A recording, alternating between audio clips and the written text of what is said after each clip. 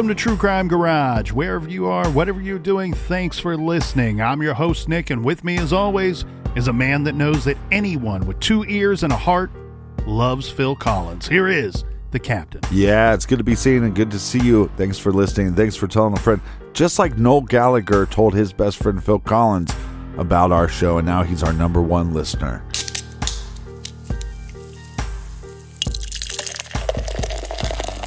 This week we are pumped up to be featuring Cats of War by the brilliant folks over at Homestead Beer Company. Cats of War is a double New England style IPA. This is a juicy, soft, but still dank, hazy IPA, garage grade 4.25 bottle caps out of 5. And let's give some praise and thank you to our friends that helped us out with this week's show. First up, a big cheers to Wendy in Gig Harbor, Washington. And a big cheers to Lauren in Hudson, New Hampshire. And last but certainly not least, we have Tim Beauchamp and Parts Unknown. Everyone we just mentioned went to truecrimegarage.com and clicked on the donate button. And for that, we thank you. BEERUN, Beer Run. Yeah, and when you donate, make sure you put your location or we can't shout you out. You want to support the show and get something in return and look fabulous doing so, go to truecrimegarage.com and get you some. And Colonel, that's enough of the business. All right, everybody, gather around, grab a chair, grab a beer. Let's talk some true crime.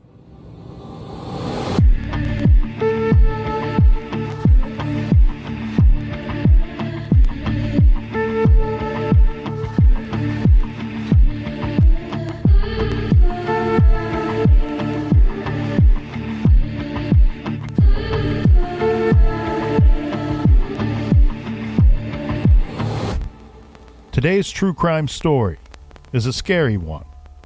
It's about a woman living alone, an intruder, a brutal murder, a horrific crime scene followed by strange events, confusion, and a botched investigation. Dorothea Lane Cutts II, aka Danita Cutts, was an aggressive businesswoman who had worked her way up in the real estate world. She was a friendly, vivacious, and outgoing single 38-year-old who had lots of friends. But sometime between 12:30 a.m. and 5 a.m.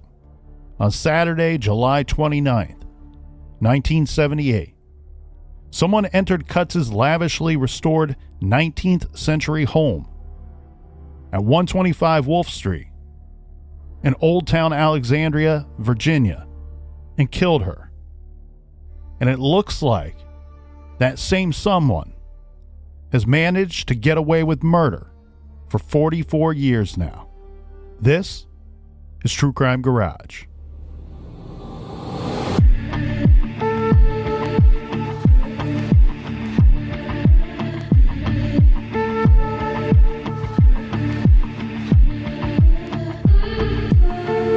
At 5:30 a.m. on Saturday, July 29th, 1978, the Alexandria Fire Department responded to a fire at 125 Wolf Street in Old Town Alexandria, Virginia.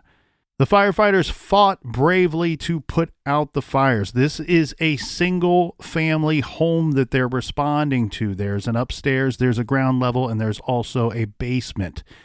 And the place was well ablaze by the time that they arrived on the scene. They're responding to this fire based off of phone calls they're receiving from neighbors having witnessed smoke coming from this home. After they put out the fire, they're in the process of combing through the scene, trying to figure out what caused the fire, trying to clean up this residence. About an hour after the fire is put out, they come to a very grisly discovery, and that is the body of a woman that was recovered from the basement level of the home. Well, this fire is going to be ruled an arson, so this female that they find in the basement is now going to be ruled a victim. It would take a little bit of time, Captain, but authorities do identify the remains of this person to be that of Dorothea Lane Cutts II, also known as Danita Cutts. She is the homeowner. She's 38 years old, and she lives there by herself. Now, a little bit of background on our victim. First I have to point out that the captain and I, we are like Lord. We'll never be royals. But when you hear Donita Cutts' background, she almost sounds like she is royalty. Tell me more, kind sir. So Danita Cuts, or Dorothea, was born in Charleston, South Carolina in 1940. She grew up on her parents' 200-acre estate. Wow. And these are people that are rich enough that they name their property, name their homes. She was brought up much like her mother. Her mother is Doria Lane Cutts, first attending boarding school in Baltimore, and then Briarcliff Junior College in New York, and then college in Switzerland, the University of Geneva. So she went to some pretty impressive schools. Now, Donita's father, Richard Malcolm Cutts, died in 1973. Remember, our case is taking place in 1978, about 5 years later. He was a brigadier general in the Marines and had served as an aide to President Franklin D. Roosevelt.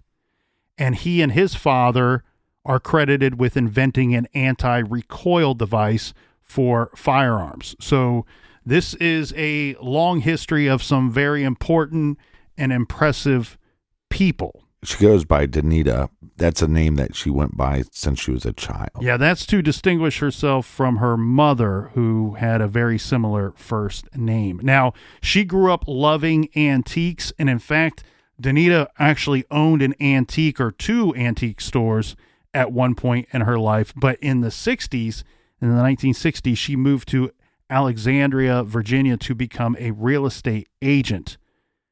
This in 1968, where she was rather successful as a real estate agent, but also keep in mind, she does come from money.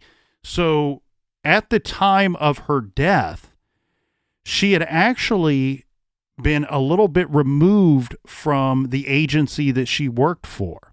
She was moving on to maintain properties of her own. She owned several properties, rental properties, rehab type properties that she was in the process of being her own businesswoman. So she had moved on to greener pastures at this time.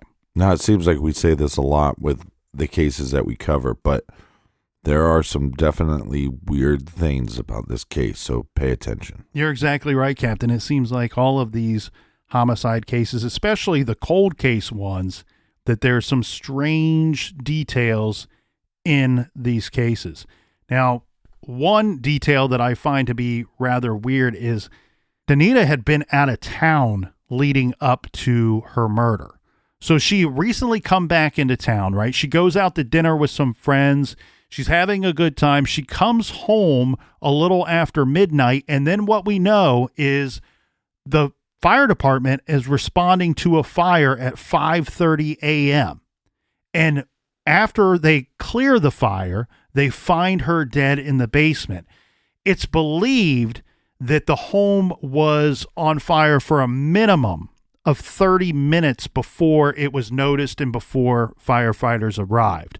We do not have an exact report based off of their arson investigation to tell us exactly when they believe the fire was started. But through the reports that have been released, we know that they believe that at minimum that fire had been burning for 30 minutes.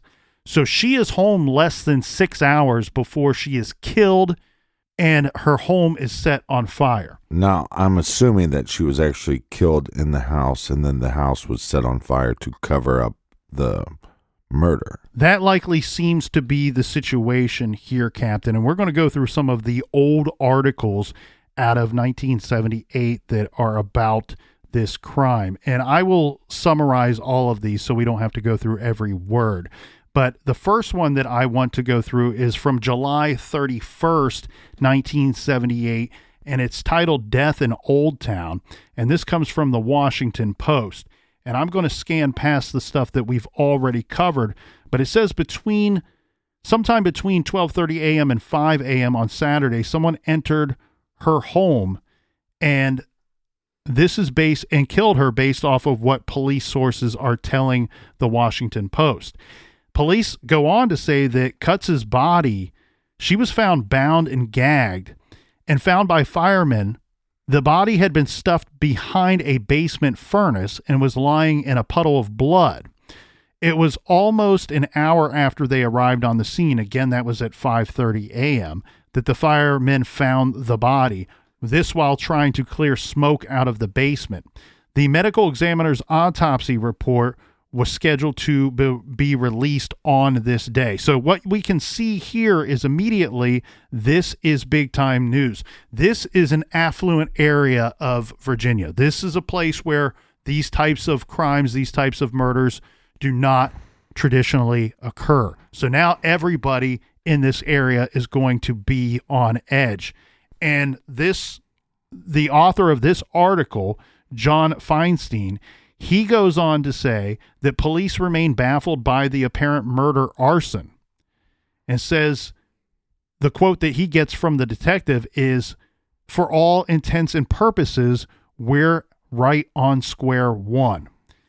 They go on to say this is one of those kind of weird old-timey things that you question when you hear this, the detective stating this to the newspaper. Mm-hmm. A detective, John Turner, said, "It's hard to make much progress on a weekend."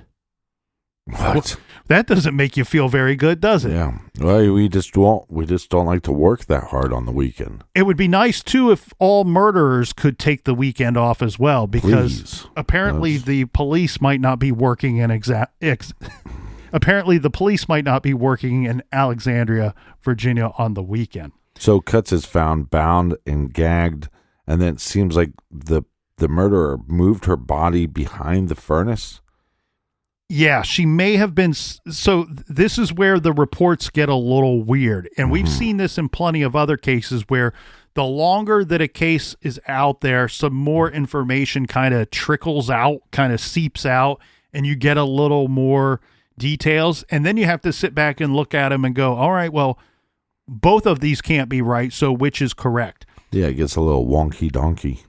The wording here says, in this article says, the body had been stuffed behind a basement furnace and was lying in a puddle of blood. To me, that implies that it was moved. Very possibly moved. There are some other reports that later come out that say that they believe maybe that when the killer left the premises that she actually wasn't dead and she had tried to move herself, that she was trying to possibly get out of this basement, but was very badly injured from the attack. Right.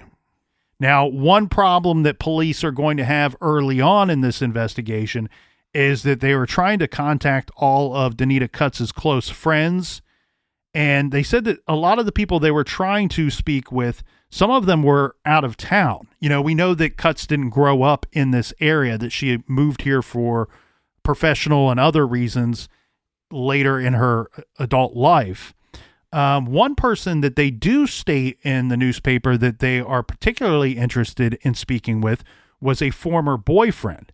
And the detective goes on to say that they would like to question this man to get more details about a civil suit that Danita Cutts filed against him in 1976. So 2 years prior to the murder. And this lawsuit took place shortly after Danita broke off the relationship. Again, according to this article, we don't know the details of that relationship. They also do not name the boyfriend in this article. There is another article out there that says something else that makes me wonder, are they even talking about the same man or potentially a different man, where this other article states that she had broke up with a boyfriend shortly before she was killed. Again, without them naming either boyfriend or naming the boyfriend, right, we cannot determine if, in fact, this is the same person.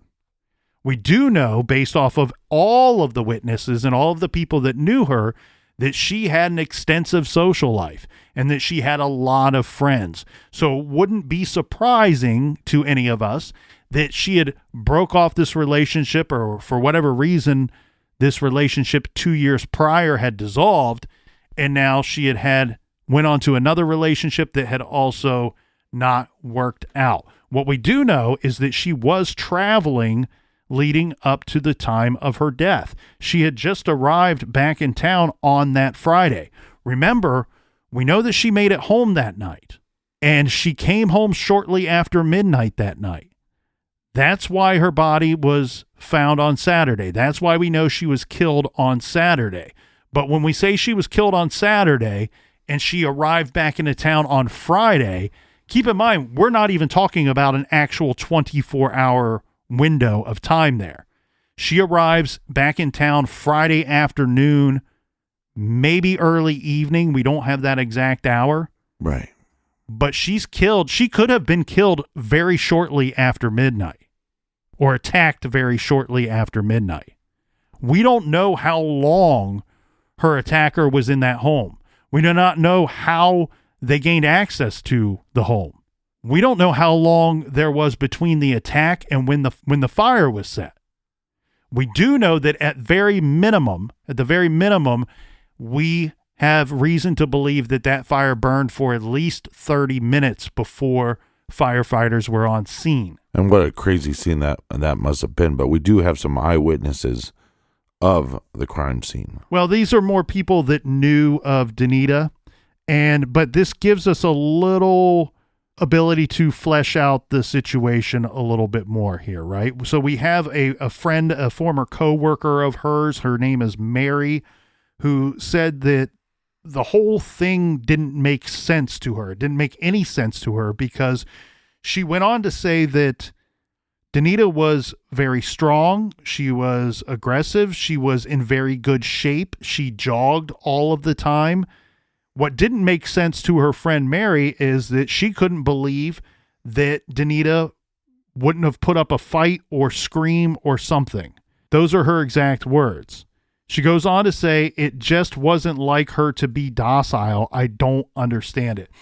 This is interesting to me here because given the area and taking a look at Old Town, the fact of her friends saying, I just don't understand why she didn't put up a fight or scream or something. What we don't have is any ear witnesses saying that they had heard some kind of scuffle or some kind of fight or a woman screaming. We don't have any of that. Well, maybe because it happened in the basement. The attack could have happened there and be harder to hear, obviously. What I think that we might be looking at here is a situation where either A, she was attacked and incapacitated, and when she came to or was able to be in a state that she could potentially put up a fight or scream or something, that she may have already been bound and gagged by that time. Right. Or the assailant was able to control her up to the point of tying her up and gagging her. And it makes you wonder, too, because you were saying that she was out of town before all this happened. Like, maybe somebody knew that she was out of town, and maybe they knew that she came from money and that they were in the house, maybe trying to rob it when she came home. That's a very good point here. And you could have a situation where, yes, this was a planned robbery, a planned burglary, we should say, and that the person was unaware that she would be returning that night. Because we already stated she came from money. She lived in an affluent area. Not only that, this woman once owned 2 antique stores. Antique store owners are antique collectors by nature. Her home was filled with valuable antiques. Yeah, one man's junk is another man's treasure.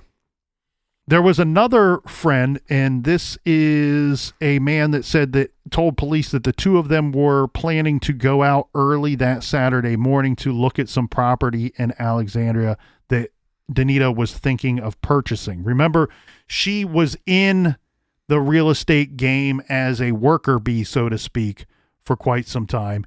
And now she's using her real estate investments so that she doesn't have to work for someone else. And this person, her friend, tells police that they were supposed to be leaving together that morning at 7 a.m.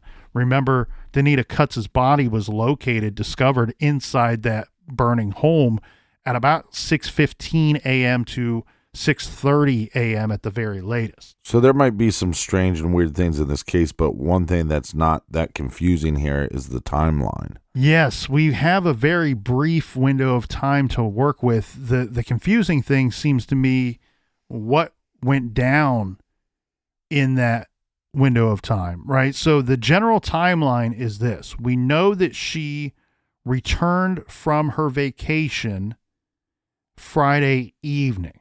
I don't know how long she was on this vacation, but the key is she returns that Friday evening. We know that after returning home, she goes to dinner with friends. We know that she returns to her home at about 12:15 to 12:30 a.m., depending on which news article you read. The autopsy shows that Miss Cutts died shortly before 5 a.m. Just after 5 a.m., neighbors smelled smoke coming from the house, called the fire department, and the fire department is on the scene and actively putting out the fire by 5:30 a.m. One thing that's very odd and strange to me in this case here, Captain, is that we have a situation where somebody went to the trouble to set multiple fires inside of this home and jammed the door to the basement, almost sealing Danita Cutts' fate.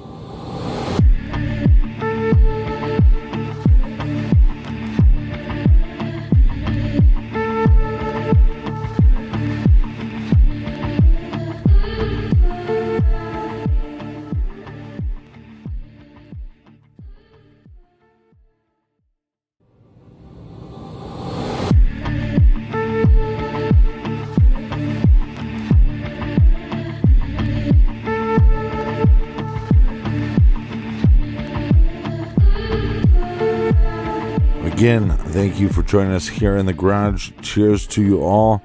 And let's put on our diapers because it's going to get weird in here. That's right. Tall cans in the air to everybody out there in listener land, especially the people in the back. Yeah. There are two really great articles that come out after the fact, right? We were talking earlier about articles that came out shortly after the murder, shortly after the arson. The next article that I want to hone in on comes out in November of the same year, of 1978.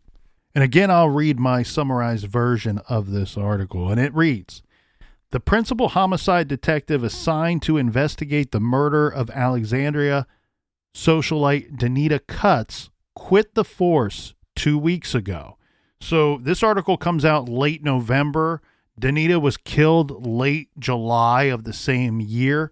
This article's about 4 months later, and it's telling us that the lead investigator, the detective assigned to investigate this homicide, quit the force 2 weeks prior to the release of this article.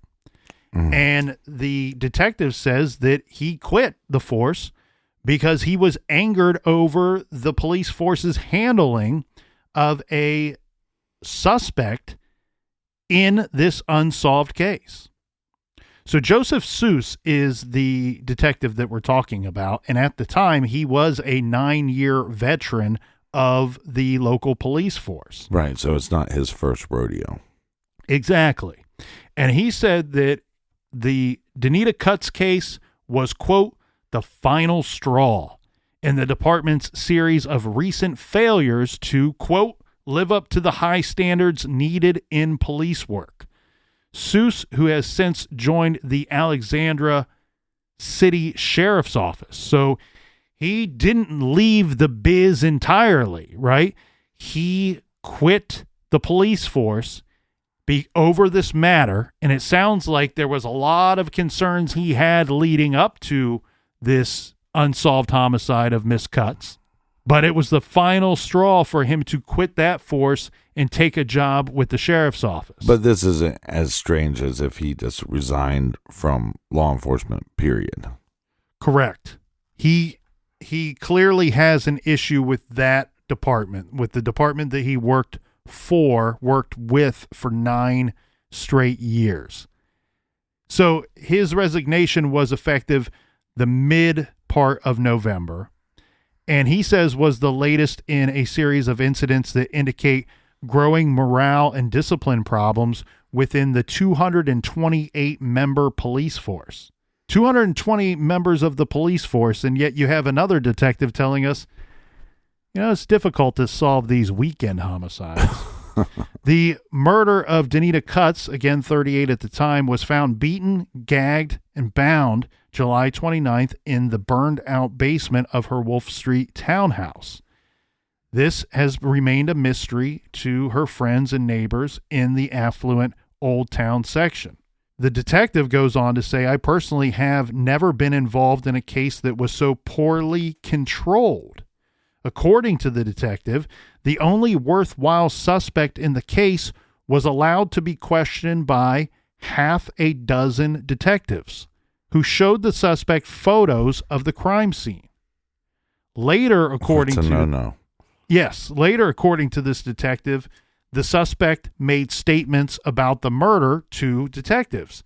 But the detective, Seuss, he says he was unable to determine whether these statements were the result of reviewing the photographs or whether the suspect was really the murderer. A point that Detective Seuss said would be crucial in determining whether or not to charge that particular suspect. The detective goes on to tell us, I hope these diapers are on. Sorry, that's not what he told us. That's what the captain told us at the top of. Okay. I was going to say that's weird that he brought up diapers. I brought up diapers. So the detective goes on to tell us he, meaning the suspect, mentioned some things like a house being on fire, a woman in a basement, and a door being blocked. At the same time, he denied that he had murdered anyone. He rambled on about visions, the devil, and about being a prophet. So you can see why it would be very difficult to tell whether this particular individual is reciting for you things that he learned about the crime from the other detectives, things that he learned about the crime from seeing photographs of the crime scene, or if he's telling you about something he actually participated in or was responsible for. Well, and somebody talking like this, you go to mental illness and you start thinking, well, maybe this guy is schizophrenic, and then he doesn't even know that he's not classifying what he did as murder. He burnt down the building, or the building got burnt down somehow, but because he bound and gagged her, she wasn't able to get free, so she is a victim. He murdered her. But I could see how somebody that was not mentally stable could not see it in those terms. Yes, and this suspect is troubling for many reasons. Yeah, you think? The other part of this, too, that's incredibly concerning is the detective's handling of this suspect, who seems rather fragile to begin with, if you're asking me, based off of those very brief statements here. Now, just like the boyfriend or boyfriends, this suspect is never named in any of these articles. But a little more background on this guy. We learned that this suspect was arrested 2 days after the Cutts murder. This when the suspect was found hiding under bushes outside an Old Town residence. So he's in the same neighborhood 2 days later, hiding in the bushes outside of a home.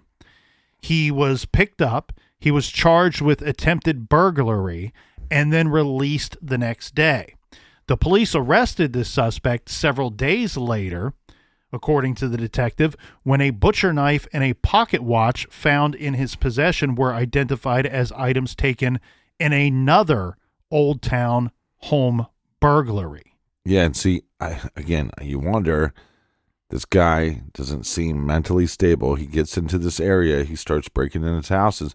Well, he broke into a house that the owner wasn't there, so that he could just spend time there. He could squat there. He could have been squatting there for days.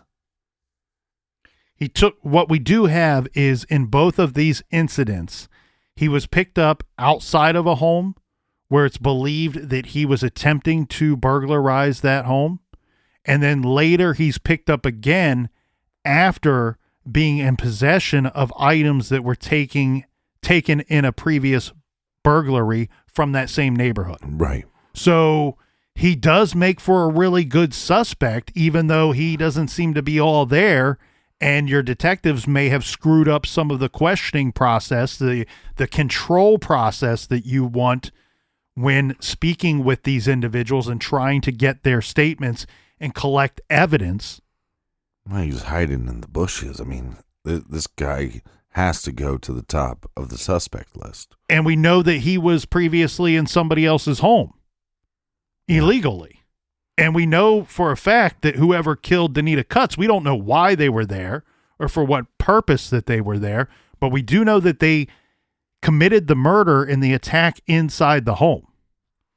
Now, when this guy was charged with burglary, he was held in jail and then was sent to a state mental institution, this in Marion, Virginia, where, and you're exactly right here, Captain, based on, your earlier statement, this man was diagnosed as schizophrenic after he was arrested for the burglary charge.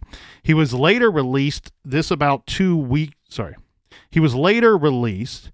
I don't have the exact date of when he was released, but we know that he was released sometime in November of that same year. So he could have been locked up or in jail for several weeks, if not several months, before they let him go. He was freed on his own personal recognizances. The possible suspect, this is the information we do have, is a 30-year-old Alexandria man. According to his attorney, receives a monthly Army pension for mental disability. So what you're telling me is that this guy is a suspect, a good suspect. We would both agree. We're having a lot of agreements lately. We're going to have to, that's not good for ratings. Turn up the heat a little bit in the garage, get a little angry. But you're telling me that, so they get him to a mental hospital. He gets better. He gets let out because he's now mentally stable. But law enforcement is going to make this statement about him. Give me that statement. So this comes from the Assistant Commonwealth's attorney. His name is Richard Mendelson. Mm-hmm. And his quote is, "I would say that the man is one of the most dangerous suspects the sheriff has had in custody for a long, long time. What? I'm shocked that..." What?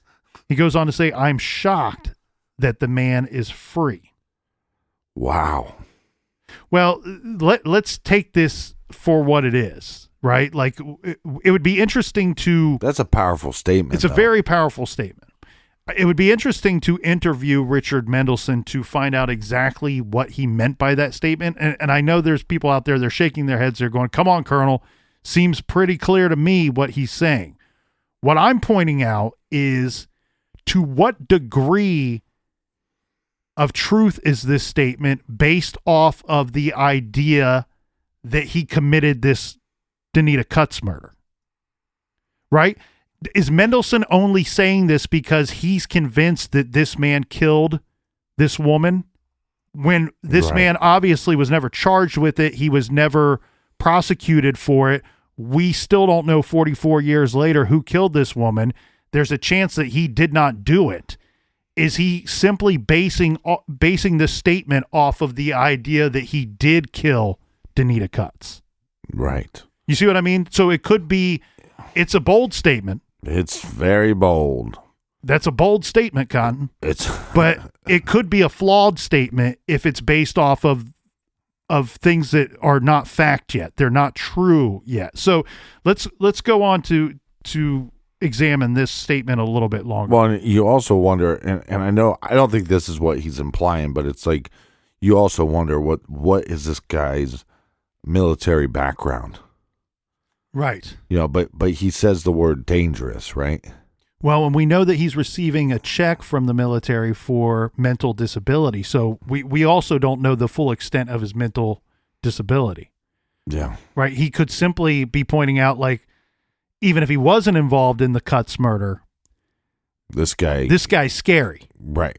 Based off of, like you said, it could be a combination of his military background and what the military says about this guy's mental disability. Is he prone to just attack people willy-nilly for no reason at all? Well, and it's like I have guys that I'm friends with that were like ex-Marines. Those guys they're deadly guys. They could be deadly, right? But I don't consider them dangerous. They're in control of their actions. Right. But they could be dangerous if they wanted to be. They wake up feeling dangerous. Is this guy beyond the capacity of knowing who the enemy is, right? The military's trained to protect us and in some cases even kill or destroy the enemy. Mm-hmm.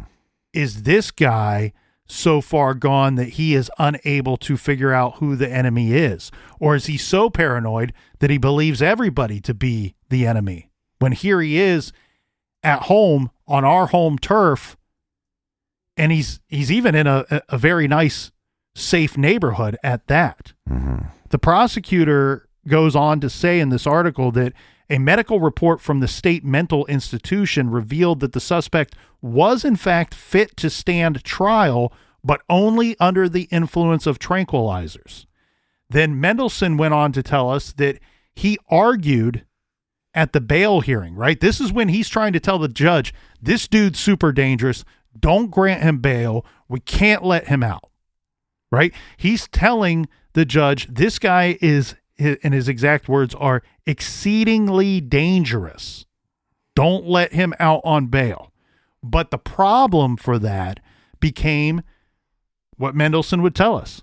I couldn't tell the judge that he was a suspect in the Donita Cutts case, right? He doesn't have evidence to Well, he really, does have evidence. He doesn't have evidence to nail this guy. He's saying that in his own personal opinion and professional expertise, he did not feel confident. While he felt confident telling the judge how dangerous this man was, he did not have the evidence or the backing from the police department to tell the judge in good standing that this man is a suspect in a murder case. Well, and if it was a different time, they probably could have pulled some DNA off of her house, right?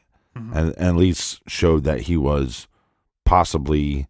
That'd give more of a reason to say, well, we think he was at least attempted to get into her house if we can pull fingerprints or DNA off of like a door handle or something. But now, obviously, it's not those times. A couple of more interesting parts to this article before we move on to the next one. A police captain goes on to back up the statement of the assistant Commonwealth attorney's statement by saying this is a police captain stating that they did not have enough evidence to charge this man with murder. He does say we are still interested in this man. We would certainly have to keep him in mind as a possible or as possibly involved. Now, he goes on to say that the FBI was involved in putting together a psychological profile of Danita Cutts' killer. Right. And he wouldn't go into the details of that psychological profile of the offender, but save you one. He did disclose that one result of that profile was the FBI telling the Alexandria police that in all probability the killer was mentally ill. That according to the police captain. He's basically saying, you guys know who our number one suspect is. Maybe. I don't know that that's, I wouldn't say that that's his exact words. I'm leaving it at exactly what he told us. That his statement is, we are still interested in him. We would certainly have to keep him in mind as possibly involved. The FBI profile, they've told us that in all probability, the killer was mentally ill. Now, that statement is very interesting to me for a multitude of reasons.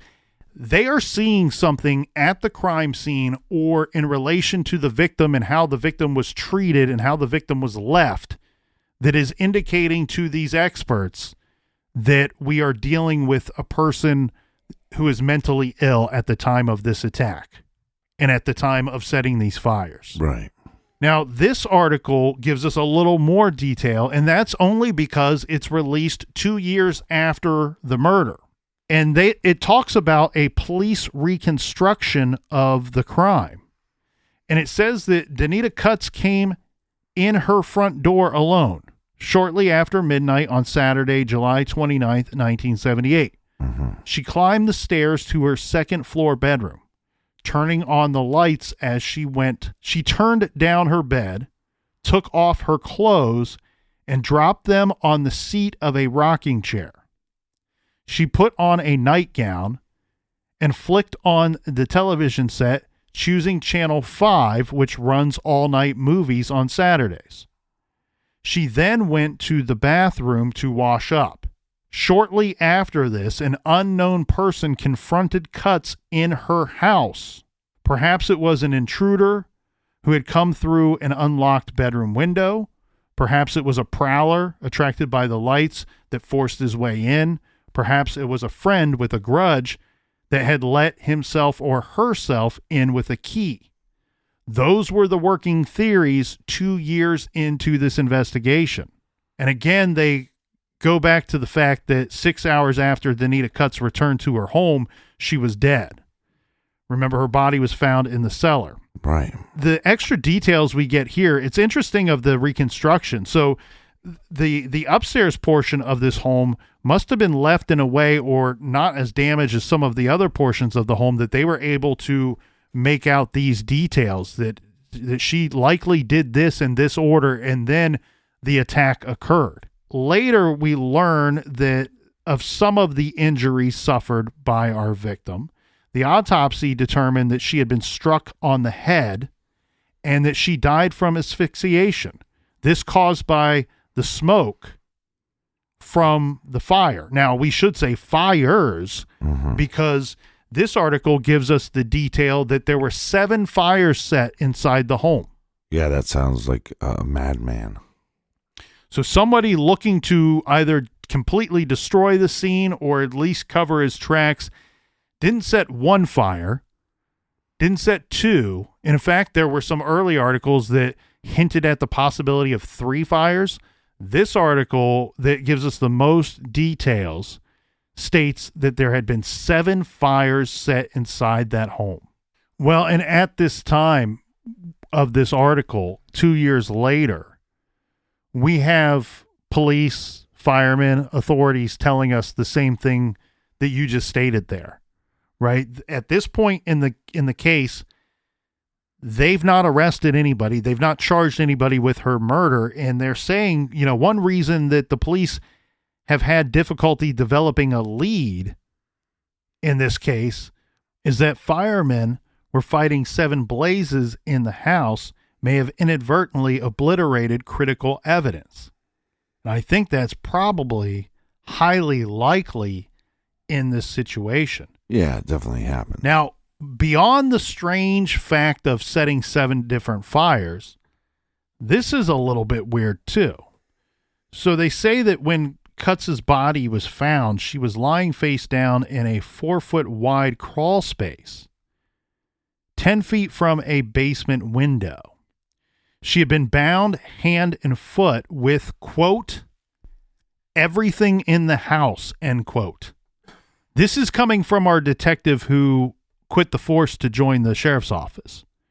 So I feel like, do you feel like that gives him a little more street cred than some of these other statements? He's a little more gangster.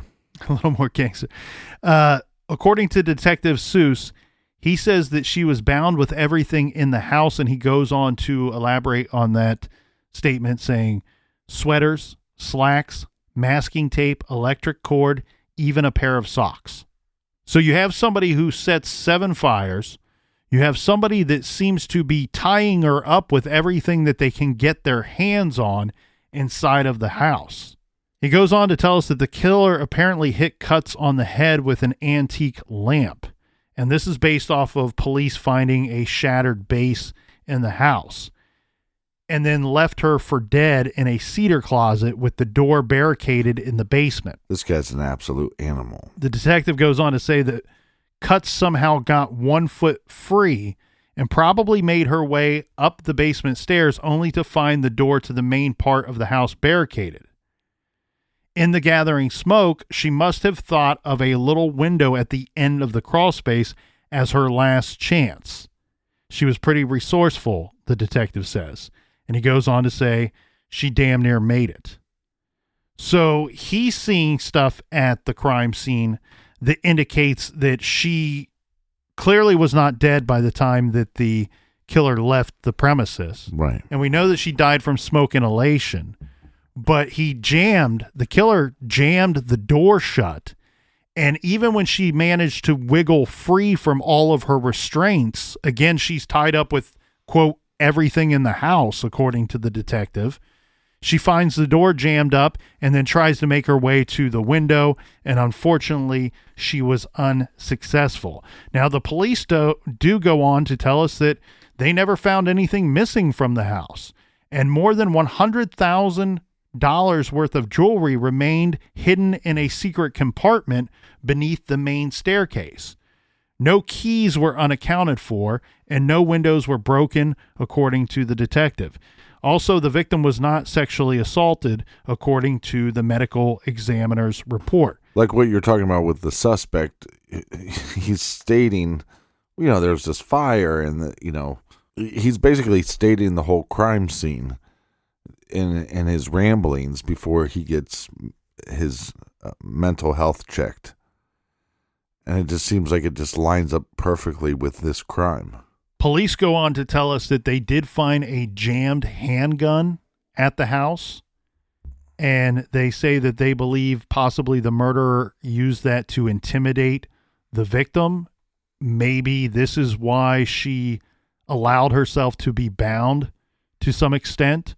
Or, again, this broken base to the lamp, you almost wonder if he attacked her first, hitting her over the head with this lamp before he tied her up to begin with. Yeah, I almost lean towards that. Like she came home, there was an attack, and then because she was incapacitated at the time, then he was able to bound her up. In 1980, an article came out that told us that there's not a lot of hope for solving this case. And they point out that the Cutts murder has never been solved, even to this day. Forget about 1980. This, even though the police department interviewed more people, devoted more man hours, ran more polygraph tests, and spent more money for travel and expenses than in any other investigation in the city's history as of the time of this writing, which was 1980. They go on to tell us that the police do not expect to be able to solve the case. And in fact, they go on to cite that one of the complications is a Lieutenant, Arthur Bratcher, who supervised this investigation and also supervised 14 other unsolved homicides in the area, was placed on inactive status. So you have one of the leads here who is not in good with his own agency and has been in charge of supervising and overseeing several homicide investigations, all that remained unsolved as of 1980. Can't imagine how frustrating this is, not just for the family, but for the community as well. And the thing that really intrigues me here, Captain, is I would love to get my hands and view it with my own eyeballs, the FBI profile, the psychological profile that was put together on the likely offender of this murder. And I cannot get past these two very bizarre facts of this case of, one, there were 7 different fires set in this home, and 2, that the victim was bound hand and foot with, quote, everything in the house: sweaters, slacks, masking tape, electric cord, and even a pair of socks. These are 2 things that are very different. These are outlier items, very different from how many cases have we covered here in the garage? Billions. Hundreds? Billions. And I cannot think of a case that involved one or both of these situations. It's one of those cases that you would love to put in front of somebody like Dr. James A. Brussel or former FBI agent John Douglas and get their thoughts and opinions on this case. And then obviously, if we had the suspect's name, we could be able to go back and look at their criminal history or to go and see what they did because they were released. Did they commit other crimes? Or did this person get the medical treatment that they needed and they're fine now that they got medical treatment? Well, and something that you hit on earlier, Captain, is the community. You can't imagine the frustration from the family, but also you can't imagine the frustration from this community. You also can't imagine the fear of the people in the community, because we know that the newspapers and the reporters had a difficult time interviewing people for these articles that they wrote about the case over the years. And even years after the murder, there were still neighbors and people in that neighborhood that refused to speak to newspapers or to the media at the time for fear of retaliation from Donita Cutts' killer.